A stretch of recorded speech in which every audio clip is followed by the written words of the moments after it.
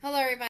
I am Davis here, and I am a teacher out of Virginia in the United States. And I wanted to just share some family fun Halloween ideas around the idea of owls, bats, spiders, and cats. And hopefully, I titled this video right. But anyway, owls, bats, spiders, and cats.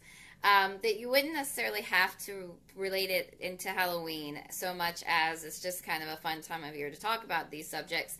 But I will say that as a teacher, the way that we got around the Halloween part of it a little bit was we talked about these animals and we focused our science lessons on the animals.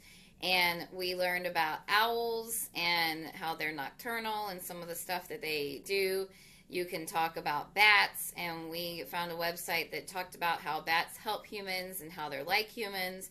And the kids found it really interesting. I do teach kindergarten. So they are 4 and 5 in my class, but even younger kids will find some of it interesting, depending on how much in depth it is.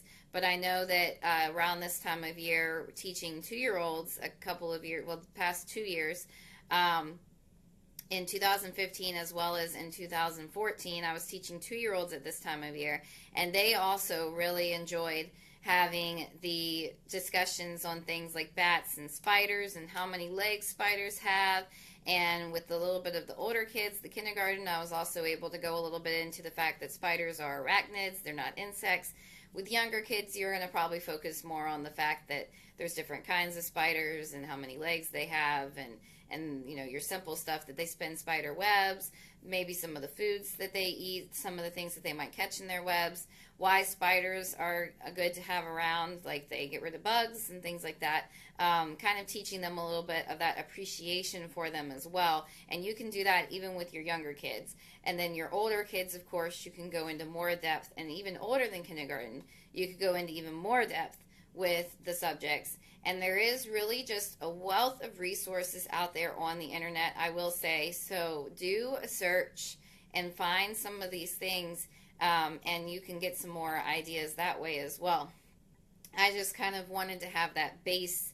This is some of the stuff that you could talk about. And then, of course, with cats, you know, kids know a lot about cats anyway, but you could talk about cats and the different species and things that they do. You can also talk about with, well, that was pretty much it. So owls, like I said, which that's something that you don't always talk about, bats, and then the spiders, and then the cats. And the cats is going to be the one that I think is probably the easiest for people to talk about, but the other three are interesting for kids.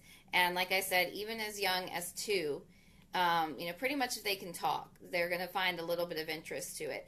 And even if they are 1, as long as they're talking, you could try to improve their vocabulary by showing them the pictures.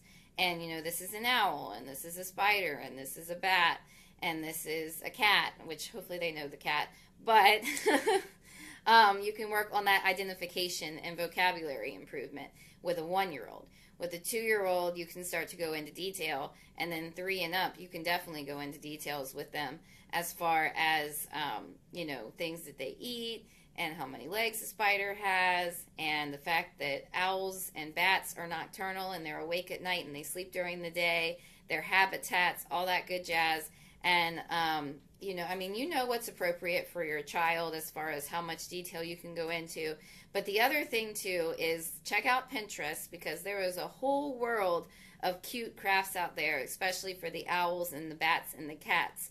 But even spiders, too. There's a, like, I found a thing that was handprint spiders, and my kindergarten made handprint spiders.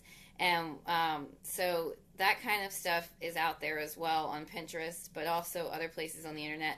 But there's a lot of really cute crafts that you can do with your kids too at this time of year. And so that's the other thing is, you know, doing those crafts around these things without it necessarily being monsters and ghouls and ghosts. But you can do that stuff too if you're into it. Because I will say we did do a monster with our kids, and they really liked the monster.